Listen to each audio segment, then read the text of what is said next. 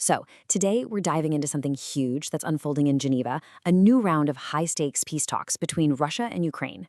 After years of brutal war, delegations are meeting again, and everyone is wondering, could this finally be a breakthrough?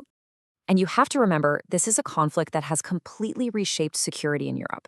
It's cost tens of thousands of lives, forced millions of people to flee their homes, and just leveled entire Ukrainian cities.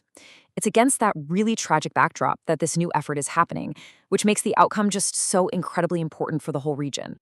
The timing on this is, well, it's pretty significant. These talks are kicking off just days before the 4th anniversary of Russia's full-scale invasion back on February 24th, 2022. That fact alone just adds this whole other layer of symbolic weight and, frankly, urgency to what's happening. All right, so let's get into what's actually going on in Geneva. This isn't the first time they've tried to talk peace, not by a long shot, but the situation on the ground and the political pressures have shifted a lot. So just for a quick recap to bring everyone up to speed, the full-scale invasion started back in February 2022. More recently, there were talks earlier this year in Abu Dhabi, but those just fizzled out. They didn't lead to any kind of breakthrough. And that brings us right here to these really pivotal negotiations that have just started in Geneva. Now, one really important detail. The Kremlin has confirmed that these talks are happening completely behind closed doors. We're talking no press, no cameras, no photo ops. That level of secrecy usually tells you one thing. The negotiations are extremely sensitive, and maybe, just maybe, both sides are taking this more seriously than they have before.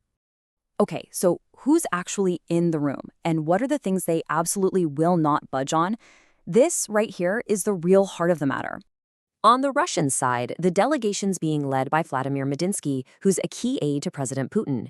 He's joined by their military intelligence chief, Igor Kostukov, which tells you there's a heavy security focus. For Ukraine, their team is led by Rustem Umerov, the head of their security council, along with other top officials. So these are definitely the A-teams, really high-level players from both sides. And this is where you see the fundamental clash. Russia is demanding that Ukraine hand over the rest of the eastern Donetsk region and pull its troops out of key areas. Ukraine's position? It's a hard no. Absolutely no territorial concessions. What they want instead are solid security guarantees from the West, basically promises from other countries to help defend them if they're ever attacked again. And just to give you a sense of the scale of Russia's demands, they currently occupy about 1/5 of Ukraine's territory. That includes Crimea and parts of the Donbass that were taken even before the 2022 invasion. We're talking about a massive, massive amount of land here. Now, there's another major player here, one that's putting a ton of pressure on these talks, even though they're not officially at the negotiating table. And that, of course, is the United States. I mean, listen to this direct quote from President Trump. He was talking to reporters on Air Force One, and he said, Ukraine better come to the table fast. He called the talks big, and a public statement like that is pretty much seen as a direct push on Kyiv to cut a deal, and soon. And how did Ukraine react? Well, Ukrainian President Volodymyr Zelensky has said publicly that his country is facing, in his words, the greatest pressure from Washington to make concessions.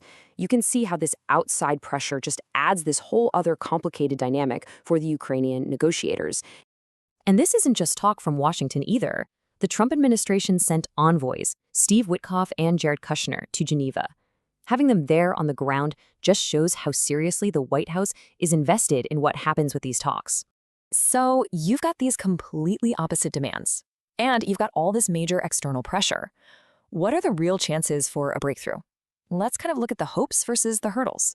Well, according to one Moscow-based political scientist, Vladimir Sotnikov, there might be a little bit of room for optimism.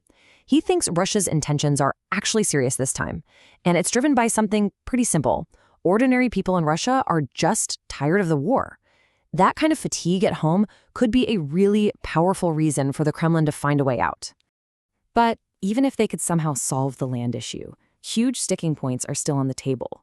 We're talking about incredibly complex problems, like who's going to control the Zaporizhzhia nuclear power plant, which is the biggest in Europe, and what role, if any, Western troops might have in a post-war Ukraine. These are enormous obstacles for any kind of lasting peace deal. So where does this all leave us?